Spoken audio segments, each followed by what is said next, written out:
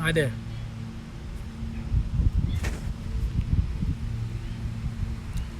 I'll get started in a minute when a few people join. Hello.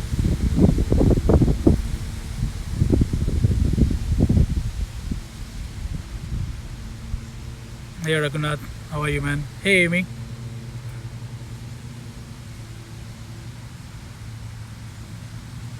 So I just wanted to do a live after a. It's been a few days since I did one, and I wanted to just talk about one of the most important topics I kind of touch on the page. Where are you at the moment? I am in the park, actually, very close to my house. So, about the recent post I made about fear, I wanted to talk about fear. It has been a topic very close to my heart for many years, actually. When I first realized that fear actually leaves some kind of a trauma in our minds, and this trauma is stored so deep, and it has a mind of its own almost. It comes up when it pleases, it goes when it pleases, and we can't choose our moments. Our moments choose us. By that I mean we cannot predict when fear is going to strike us. Any given situation we enter reminds us of this past trauma we have stored in our subconscious mind, and that trauma comes up. So I just wanted to share a story with you guys, because a lot of questions I've been getting have been about, hey, you speak about surrendering to fear. How do I even do that? Because the whole point of fear is to run away from it, right? Fear doesn't feel good. So how do I go into what doesn't feel good? And so I just wanted to share a story with you guys. And this happened about 1.5 years ago when my son was born. Thank you. When my son was born, and so my wife was going into labor, and I've always been, even since when I was a child, always been really scared of hospitals, anything to do with needles, anything to do with doctors. I've always been extremely scared of it, and I'm sure a lot of you guys, some of you guys at least, have the same experience. And so I was panicking about this whole experience of how is it all going to turn out when my wife is going to labor? How is my baby going to be born? And so it was a moment of deep trepidation, deep fear. And so we had to drive to the hospital, obviously, and the hospital is 40 minutes away. And so it's a long drive. And so I start driving, and this is the most important drive of your life, right? If you shouldn't get into an accident, this is the drive you shouldn't get into an accident on. And so I was driving, and this is a completely new route. I had driven on it only once. So I was trying to pay a lot of attention to what's going on the street, and I was in a state of hyper focus, and I was driving really fast for whatever reason. And obviously I was afraid, deeply afraid. My hands were shaking. My heart rate was probably 120. It was extremely destabilizing state of mind. And that is when it started happening, this panic attack, almost a panic attack kind of a situation, where my wife is sitting in the back. She is in pain. She is almost in a state of daze. She's not looking at me, or she's not even responding to me. And I'm supposed to get to this place, and I'm just panicking, and I'm trying driving faster and faster. And that's when I realized what fear has done to my mind. And at that moment I realized that if I keep holding on, if I keep trying harder, I'm just going to get into an accident, and it's going to be a disaster for me. And that's when I decided to let go. That's when I decided to go into the fear. What I mean by that is I just made one slight change in what I was doing. That is, I started driving very slowly. And you might think that, aren't you supposed to get there on time? Aren't you supposed to hurry up? Yes, but hurry in some times it's going to hurt you. And that's what I realized. And so I just slowed down. I started driving 10 miles slower. And as I started going slower and slower, I started relaxing. My heart rate began to calm down. I started going into a deep meditative state. And I began to enjoy the process. Instead of trying to run from the process, I embraced the fear and I went into it.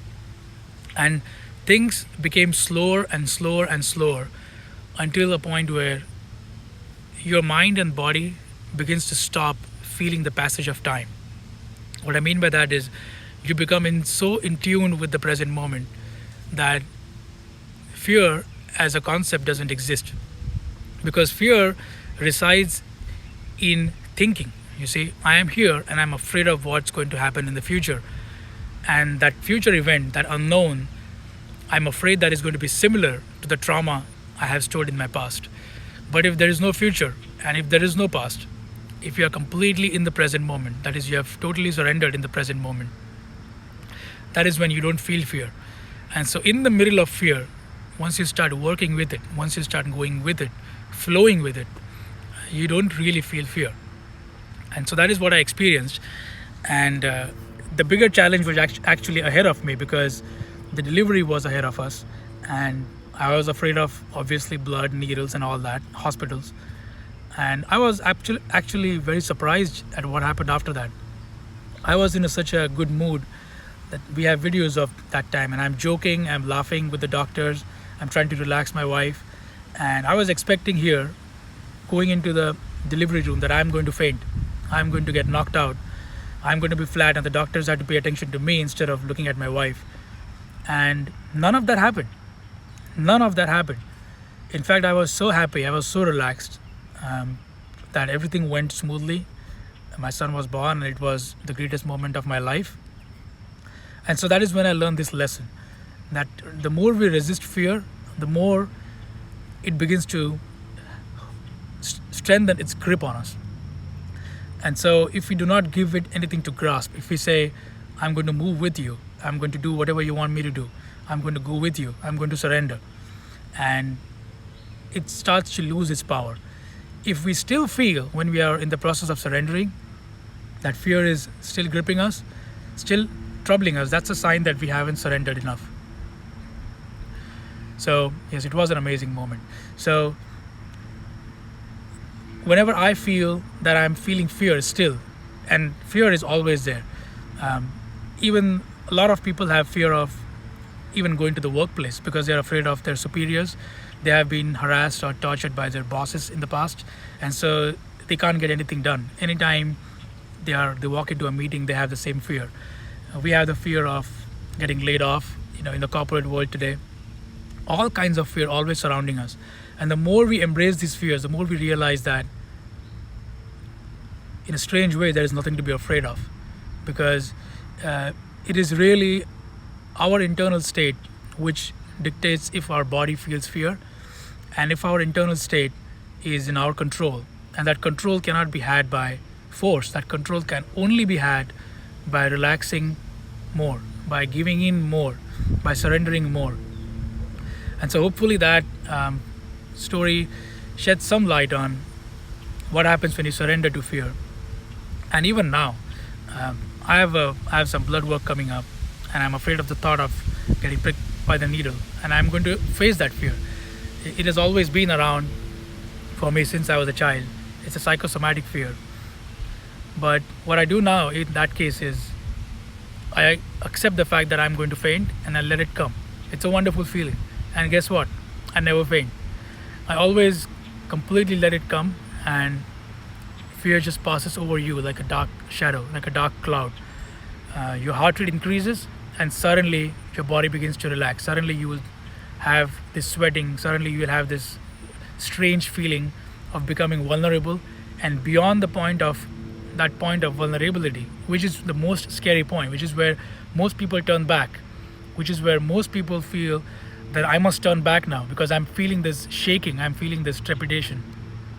But you must become more vulnerable, you must become more open, you must accept more, willing to go in more, flow more.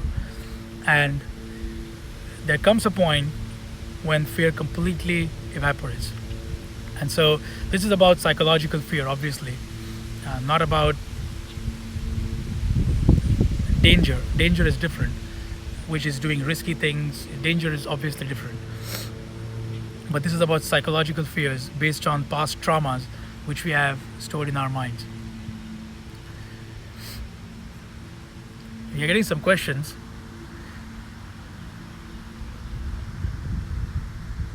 how do we embrace and surrender? What is exactly that we need to do when the fear comes?